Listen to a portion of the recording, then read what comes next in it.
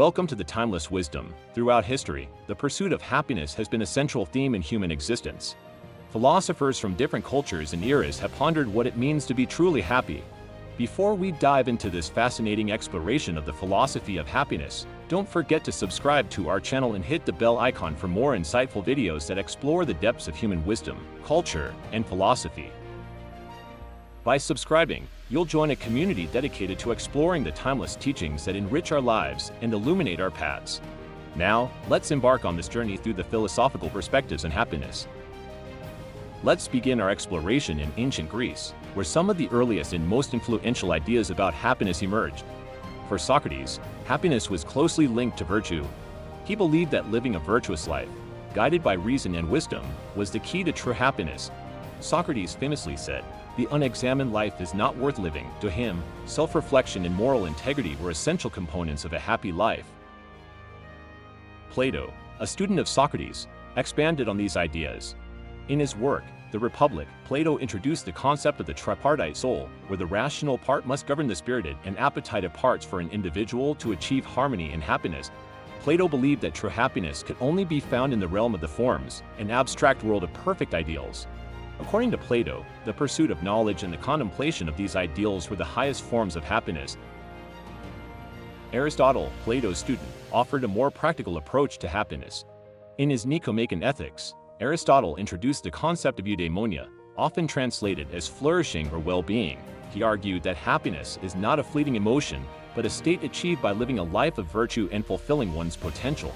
Aristotle emphasized the importance of balance and moderation, encapsulated in his doctrine of the golden mean. According to Aristotle, true happiness comes from cultivating virtues such as courage, temperance, and wisdom, and living in accordance with one's true nature. Traveling east to ancient China, we find different yet equally profound perspectives on happiness. Confucius, the great sage, taught that happiness is found in harmonious relationships and social order. He believed that by cultivating virtues such as benevolence, righteousness, and propriety, individuals could contribute to a just and harmonious society, leading to collective happiness. Confucius said, "The superior man is always happy. The small man is always sad." To him, personal happiness was intertwined with moral duty and social harmony. Laozi, the founder of Taoism, offered a contrasting view. In his seminal work, the Tao Te Ching, Laozi emphasized living in harmony with the Tao, the fundamental principle that underlies the universe. He taught that happiness comes from simplicity, humility, and aligning oneself with the natural flow of life. Laozi said, "He who is contented is rich." By embracing the Tao and letting go of desires and ambitions, one could achieve a state of inner peace and contentment. In ancient India, the Buddha's teachings offered a transformative path to happiness.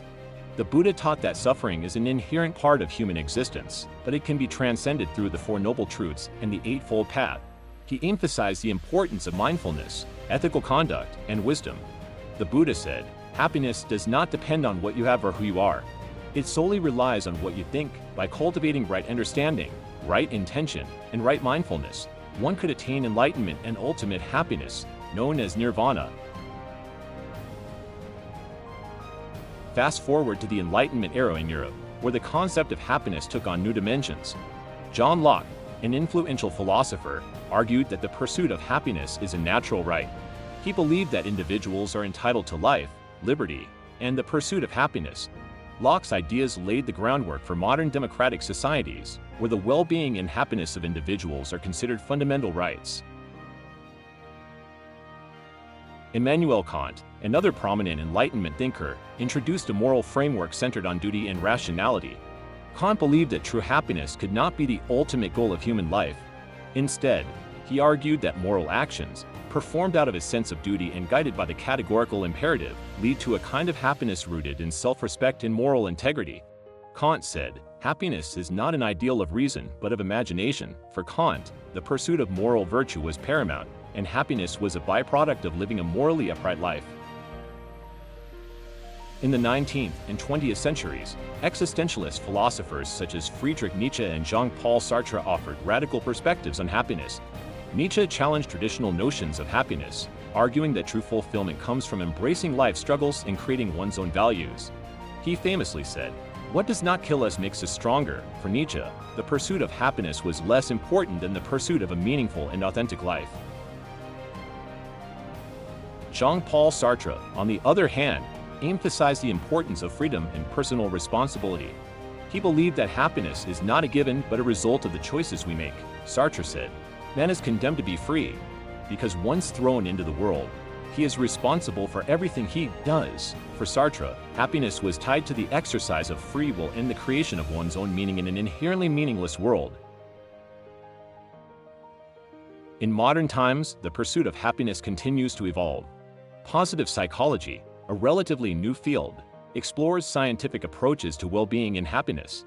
Researchers like Martin Seligman and Mihaly Csikszentmihalyi have identified key factors that contribute to happiness, such as positive emotions, engagement, relationships, meaning, and accomplishments. Practices like mindfulness, gratitude, and altruism have been shown to enhance happiness and overall well-being.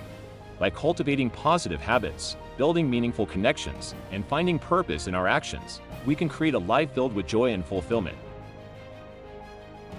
Dear friends, the philosophy of happiness is a rich tapestry woven from diverse cultural and historical threads. From ancient Greece to modern psychology, great thinkers have offered invaluable insights into what it means to be truly happy.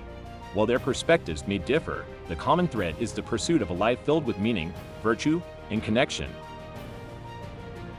Thank you for joining us on this journey.